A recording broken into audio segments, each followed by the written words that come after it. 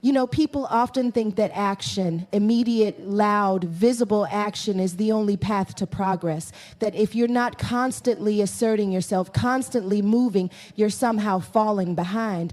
But that's not true. In fact, it's often in silence, in stillness, where the most profound transformations occur. And it's a difficult thing to understand, let alone accept, because real silence requires discipline. It requires restraint. It demands that you trust something deeper than the noise of the world. And that's terrifying. But here's the thing. When you learn to stay silent, not out of fear or indifference, but out of wisdom and patience, that's when life starts to align itself in ways you couldn't possibly force. Everything that matters, clarity, strength, opportunity, it doesn't arrive on demand. It emerges, it unfolds.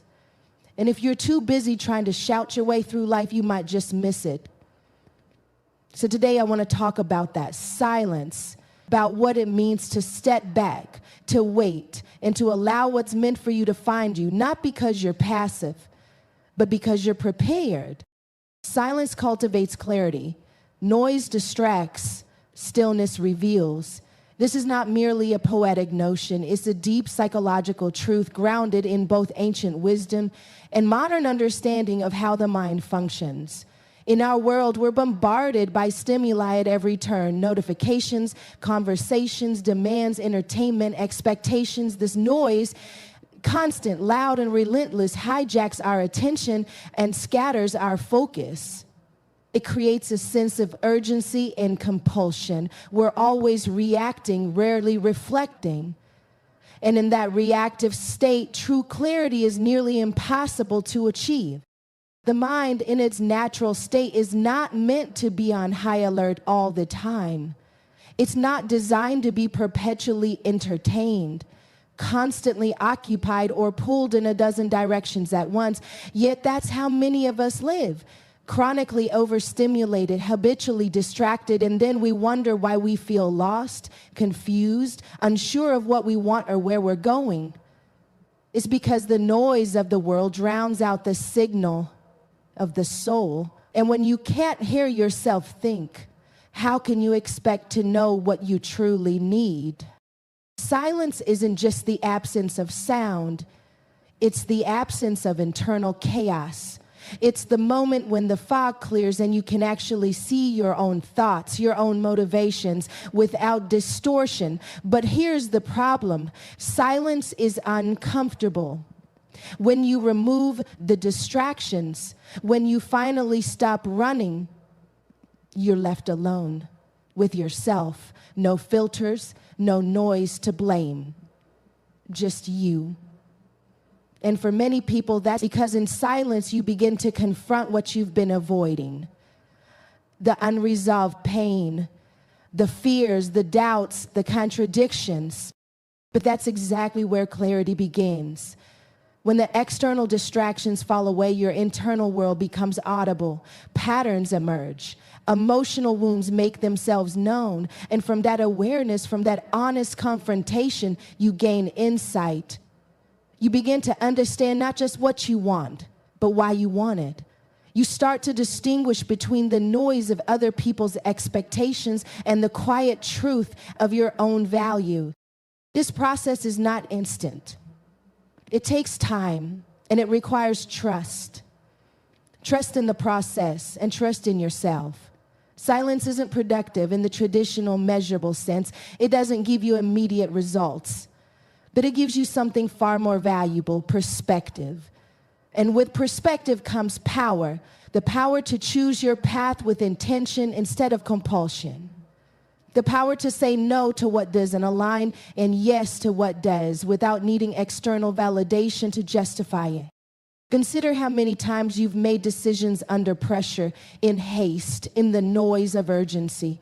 How often did those choices lead to regret? When you're in the noise, you tend to confuse movement with progress, reaction with direction. But movement without clarity is just busyness. It's spinning your wheels. And that's exactly what silence helps you avoid. By stepping back, by allowing stillness, you're not losing time, you're refining your aim. Think about nature. The most powerful forces often move in silence. Seeds germinate in silence. Mountains erode silently over centuries. The universe itself expands in silence. There's a wisdom in that. Silence doesn't mean absence of growth. It means depth.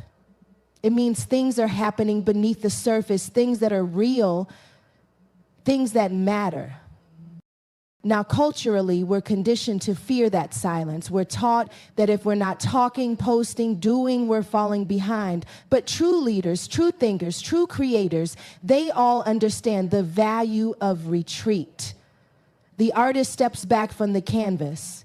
The writer pauses before the next sentence. The strategist waits before making a move. In all these cases, silence precedes clarity, and clarity precedes effectiveness.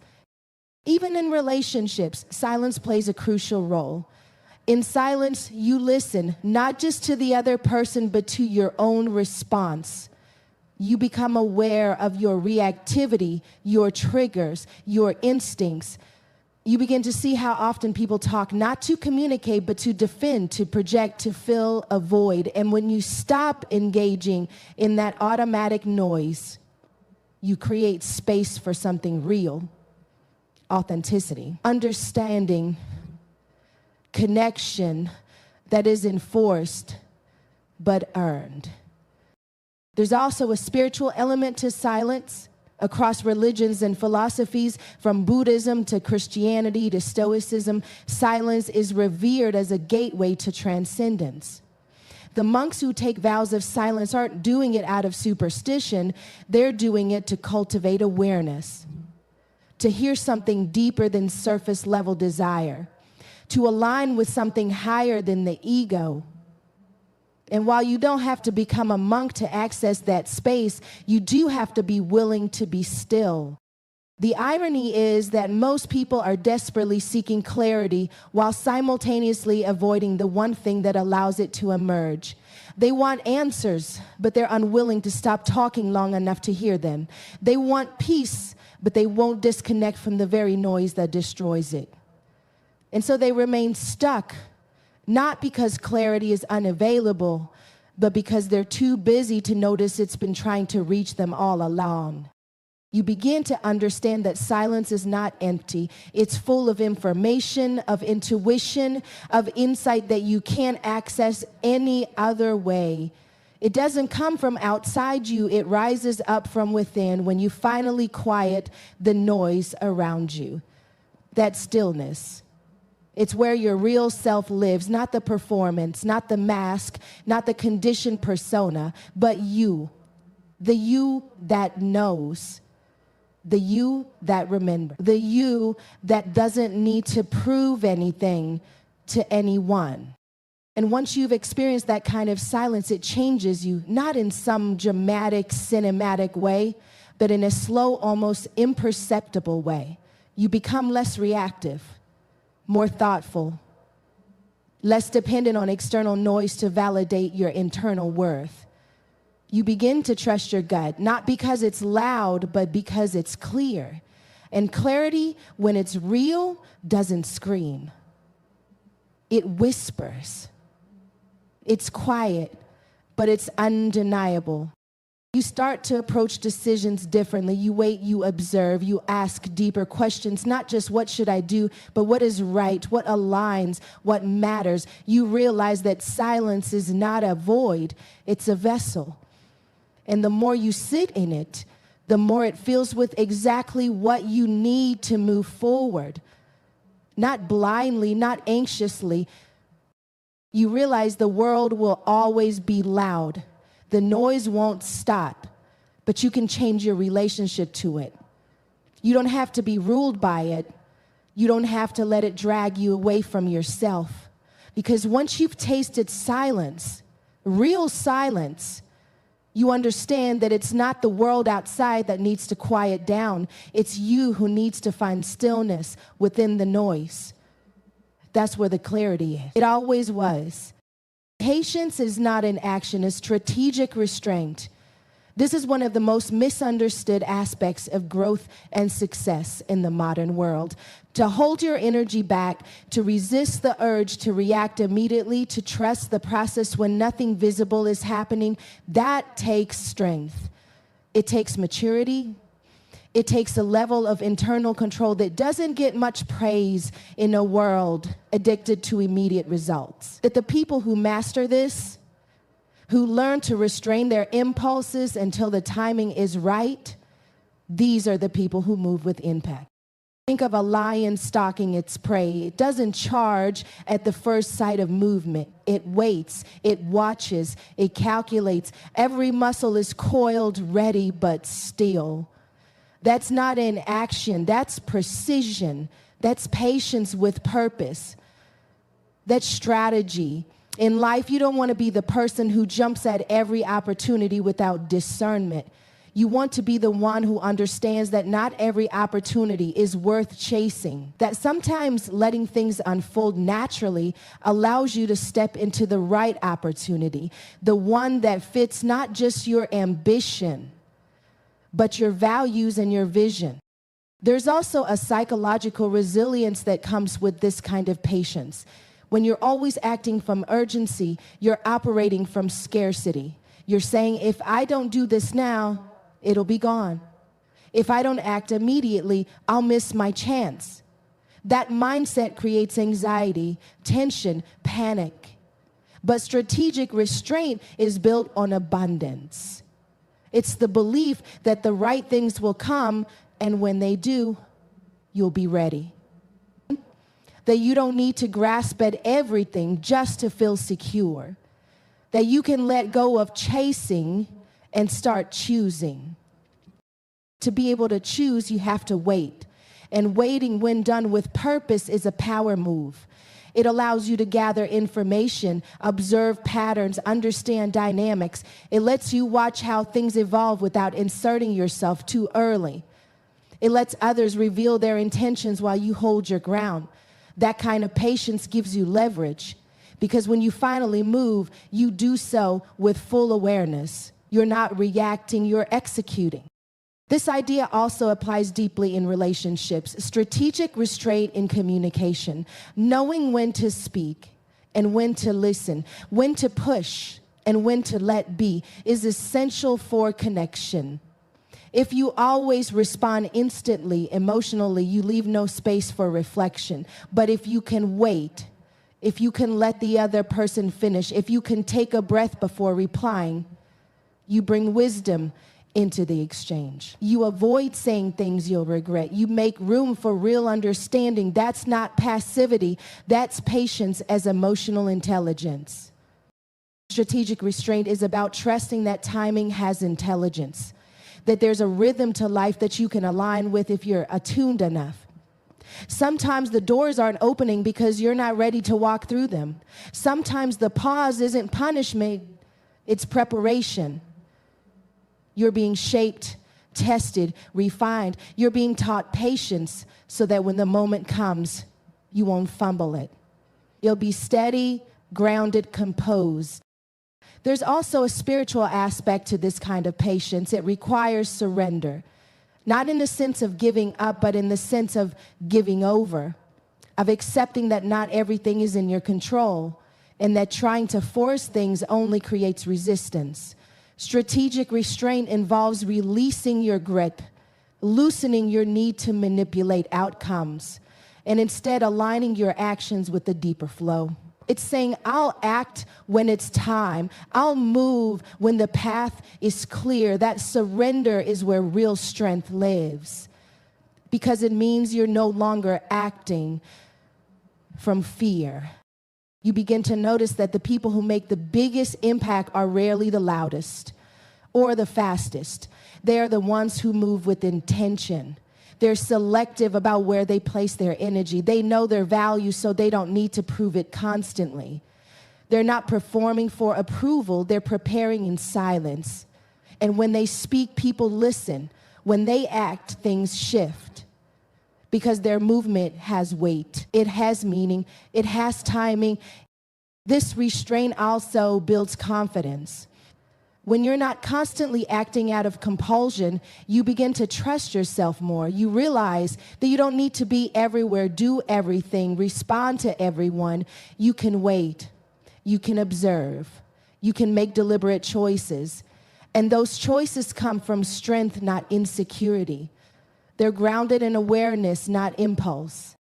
Patience as strategic restraint is especially powerful when it comes to conflict. In moments of tension, the first reaction is rarely the best one. But if you can pause, if you can hold your response, you give yourself time to choose clarity over chaos. You diffuse the situation by refusing to escalate it. You reclaim control by not giving it away to someone else's emotion.